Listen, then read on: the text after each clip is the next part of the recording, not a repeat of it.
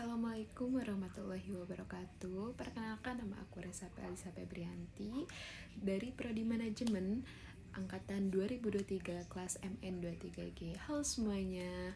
Jadi balik lagi bareng aku di episode kali ini. Nah, kita bakalan ngobrol santai tapi penting banget gitu, yaitu soal pendanaan hybrid. Nah, topik ini tuh sering muncul di presentasi bisnis startup, bahkan di dunia keuangan modern. Tapi jujur aja gitu, banyak yang masih bingung. Oke, kita mulai ya. Dari mulai definisi si pendanaan hybrid itu sebenarnya adalah gabungan dari dua jenis pendanaan, biasanya antara pendanaan utang dan pendanaan ekuitas.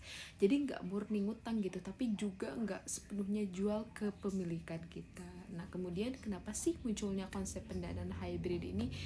Jawabannya itu simple, karena dunia bisnis itu penuh dengan resiko dan gak semua perusahaan cocok gitu pakai satu jenis pendanaan doang. Nah, ada yang terlalu berat kalau misalnya full utang, tapi juga sayang gitu kalau misalnya harus langsung lepas saham. Nah, di sinilah pendanaan hybrid jadi solusi tengah. Jadi ibaratnya itu kayak jalan kompromi antara keamanan dan fleksibilitas gitu maksudnya. Nah, contoh pendanaan hybrid yang paling sering dipakai itu misalnya obligasi konversi, yang dimana awalnya ini itu utang tapi di kondisi tertentu bisa berubah jadi saham. Jadi investor itu punya opsi dan perusahaan juga punya ruang napasnya. Kemudian terus ada juga yang namanya preferred share atau saham preferred. Nah, ini tuh saham tapi rasanya agak mirip utang gitu, karena dividennya itu tetap dan punya prioritas tertentu. Nah, makanya disebut hybrid karena karakternya itu campuran.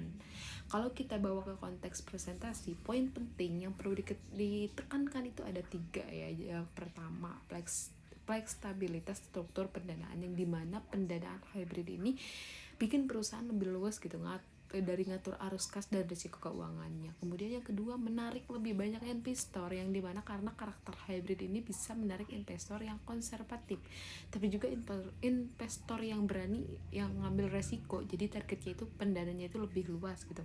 Nah, yang ketiga, kontrol kepemilikan tetap terjaga. Nah, ini tuh penting banget gitu, terutama buat founder atau manajemen. Dengan hybrid funding, kepemilikan itu nggak langsung terdilusi besar-besaran. Nah, tapi tentu aja gitu, pendanaan hybrid itu nggak selalu sempurna, ada risikonya juga. Dari strukturnya itu cenderung lebih ke kompleks dan butuh pemahaman hukum serta keuangan yang lebih matang. Nah, makanya sebelum pakai pendanaan hybrid itu, perusahaan harus benar-benar tahu gitu kebutuhannya apa, apakah lagi butuh cash flow jangka panjang atau investasi jangka pendek juga. Nah, karena dari situ baru bisa ditentukan bentuk hybrid yang paling cocok.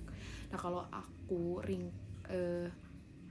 pendanaan hybrid itu bukan soal ikut tren, tapi juga soal strategi buat menyeimbangkan resiko, pertumbuhan, dan kontrol bisnis. Nah, jadi ketika kamu dengar istilah pendanaan hybrid di laporan keuangan itu sekarang, kayak kombinasi cerdas gitu antara utang dan modal, yang dimana dirancang supaya perusahaan itu bisa tumbuh dengan lebih aman tapi tetap agresif. Nah, oke guys, itu dulu obrolan kita kali ini. Semoga penjelasannya santai ini bisa bantu kamu lebih paham dan lebih pede gitu. Sampai ketemu di obrolan berikutnya, dan terima kasih. Wassalamualaikum warahmatullahi wabarakatuh. Bye bye.